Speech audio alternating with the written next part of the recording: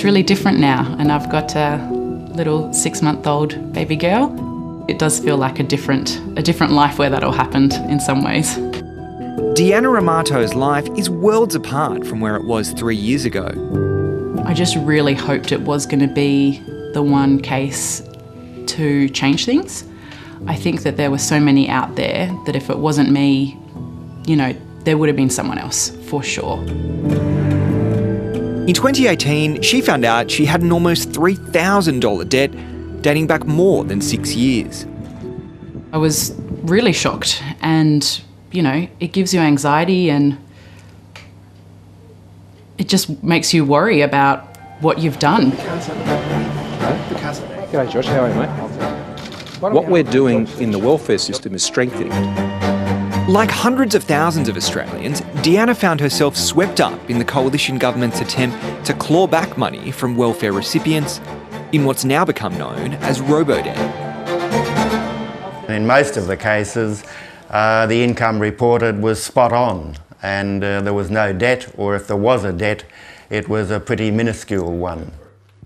Deanna wasn't even aware of her robo-debt and first learned of it when her tax return was seized.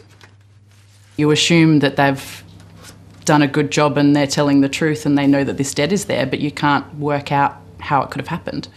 She turned to Victoria Legal Aid for help.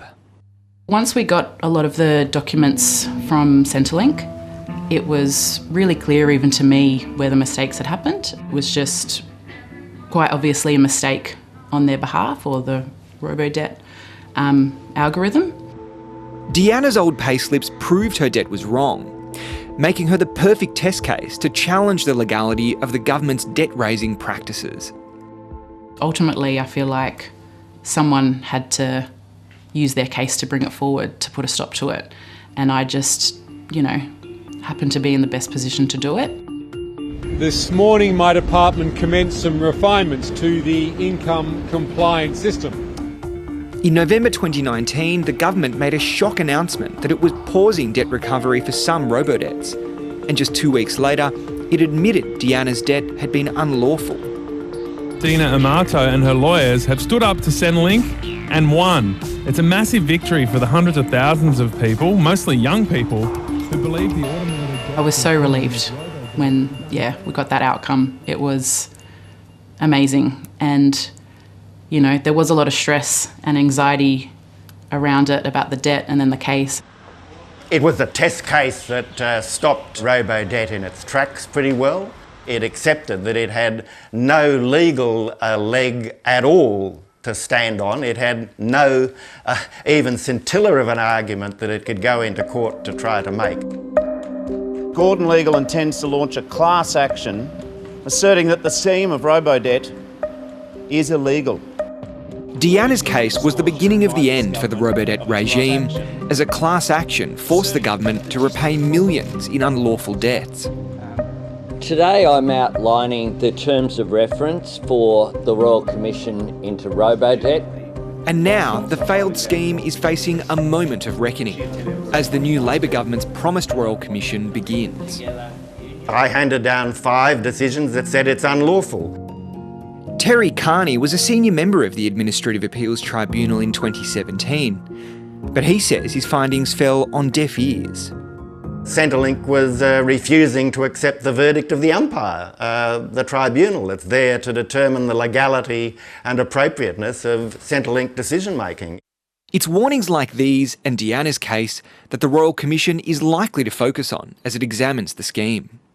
It's very important to understand what it was that went wrong in either ministerial offices or within the bureaucracy, so that any future program is well designed, and that these kinds of egregious injustices don't happen ever again. More than 433,000 Australians had unlawful debts raised against them, with a total value of $1.73 billion.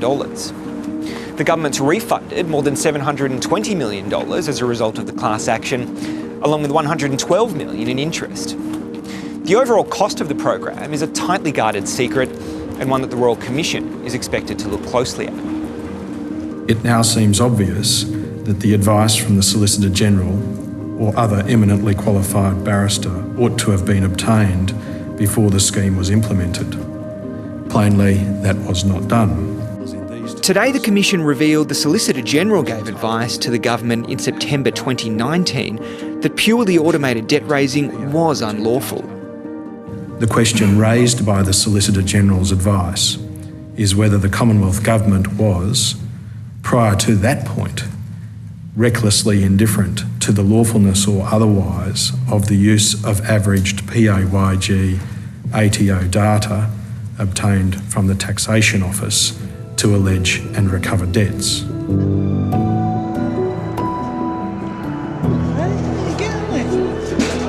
What do you think with this Royal Commission? How it's going to go? Well, yeah, I'm just really glad it's finally happening. Yeah. Deanna Amato will be watching on as the Royal Commission progresses. I'd like to see what everyone in those positions has to say about the whole scheme and, you know, about how some things were ignored at the time. She looks forward to one day telling the story to her daughter. Yeah, it'll just be nice to tell her what happened and, you know, as scary as it was, you know, the fact that I did stand up for it and go ahead, I feel really proud and I'll be proud to tell her.